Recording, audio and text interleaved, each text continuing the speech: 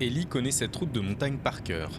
Plusieurs fois par semaine, il part de Briançon direction le col de Montgenèvre entre la France et l'Italie pour porter secours à des migrants africains après leur traversée des Alpes, dernière étape d'un long exil. On ne peut pas rester les bras croisés dans son canapé et le minimum c'est de les aider quoi. À cette saison, les températures peuvent atteindre moins 20 degrés. Avec d'autres bénévoles, l'étudiant de 19 ans part à la rencontre de ces femmes et de ces hommes pour les emmener à Briançon et leur proposer un hébergement et un repas chaud.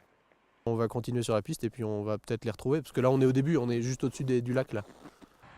Mais depuis plusieurs semaines, des passeurs tirent profit de la détresse des clandestins en leur faisant miroiter un passage en France contre une grosse somme d'argent. Leur méthode, leur fournir les téléphones de soi-disant amis à appeler à leur arrivée à la frontière pour organiser la suite du voyage.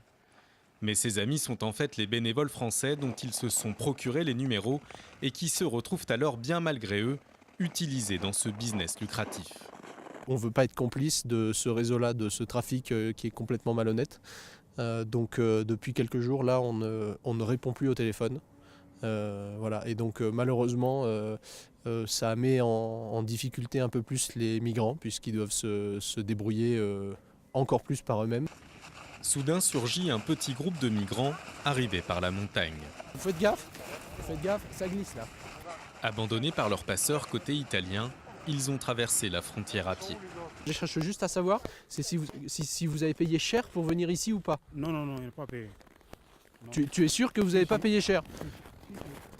Impossible de connaître la vérité, mais qu'importe, ces exilés seront conduits au show à Briançon, dans ce local géré par des habitants. Là encore, l'ambiance est tendue. L'un de ces hommes admet finalement avoir payé 200 € à une filière pour traverser les Alpes, puis un autre, confirmant les craintes des bénévoles, dépassés par la situation. Arrivé à Briançon avec son fils de 8 ans, ce Camerounais a accepté de raconter sa rencontre avec ces trafiquants d'êtres humains à la gare de Turin. Il vient t'accoster. Comme tu sais que tu es son frère là, quoi. Il vient te parler, il dit que je sais que tu l'as peut-être pour nous traverser. J'ai payé 250 €, moi et mon fils.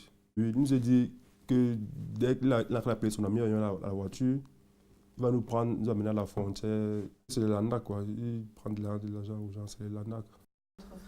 Les passeurs peuvent demander jusqu'à 350 €. Ils dépouillent également les migrants de leurs affaires et de leurs bijoux, notamment les femmes, plus vulnérables. Un nouveau mode opératoire pour ces trafiquants d'êtres humains qui s'ajoutent au réseau déjà connu par la police. Depuis l'an dernier, le nombre d'arrestations de passeurs a explosé dans la région.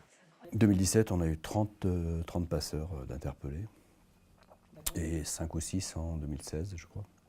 En tout, voilà. Donc, certains condamnés, d'autres qui sont dans des procédures encore en cours.